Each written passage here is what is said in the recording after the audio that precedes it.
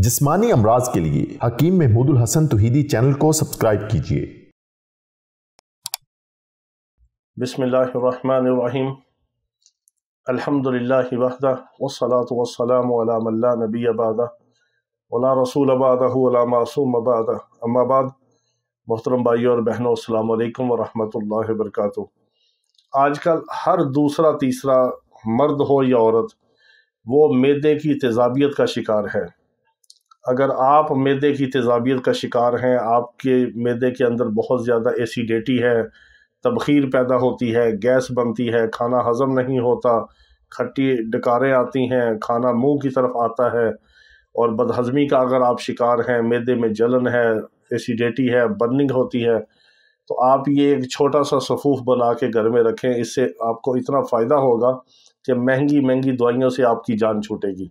जिस तरह आजकल टेंशन का दौर है और हर बंदा स्ट्रेस के अंदर खाना खाता है, तो जब आप टेंशन और स्ट्रेस के अंदर खाना खाते हैं तो वही खाना आपके बदन के अंदर जाके वो तेज़ाबियत पैदा करता है, वो एसिडिटी पैदा करता है, फिर मैदे के अंदर और ग़ज़ा वाली नाली के अंदर उससे वर्म पैदा होता है, फिर वही वर्म आगे बढ़ के फिर वो अल्सर और फिर पेप्टिक अल्सर में कन्वर्ट होता है। इसी तरह फिर उसकी शिद्दत और ज़्यादा हो तो फिर बवासीर का शिकार होता है बंदा। उसकी इब्तिदा जो है वो बदहज़मी और तेज़ाबियत और एसिडिटी है।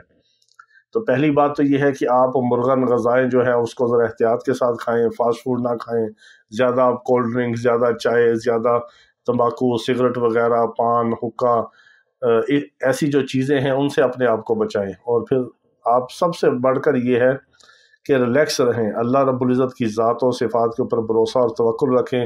हर छोटी छोटी बात की आप टेंशन ना लें, स्ट्रेस में ना जाएँ, एंजाइटी में ना जाएँ, आप डिप्रेशन का शिकार ना हों। जब आप के साथ ये नफ्सियाती मसाइल होंगे तो फिर डेफिनेटली आपका मैदा ख़राब होगा।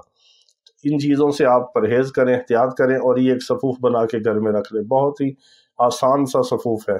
इसमें आपने क्या करना है, एक पाव आपने पुदीना खुश्क लेना है, एक पाव आपने सौंफ लेनी है, और आधा पाव आपने इसमें सूंठ डालनी है, जिसको खुशक अदरक भी कहते हैं, जंजीबील भी कहते हैं, और आधा पाव आपने इसमें काली मिर्च मिलानी है, आधा पाव आपने काली मिर्च मिलानी है। इसको आप ग्राइंड करके सफ़ूफ बना के घर में रख लें। हर खाने के बाद आप आधा चाय का चम्मच ले लें। 2-3 दिन के अंदर आप देखेंगे कि आपको इतना फ़ायदा होगा कि अल्लाह रब्बुल इज़्ज़त आपके मैदे की तमाम अमराज का ख़ात्मा करेगा, और आपकी तबीयत हशाश बशाश और फ्रेश होगी। और हमें दुआ में याद रखें। अल्लाह रब्बुल इज़्ज़त तमाम बीमारों को शिफ़ाए कामिला अजल मुस्तमिला अता फ़रमाए। वाखिर दावाना अनिल हम्दुलिल्लाहि रब्बिल आलमीन।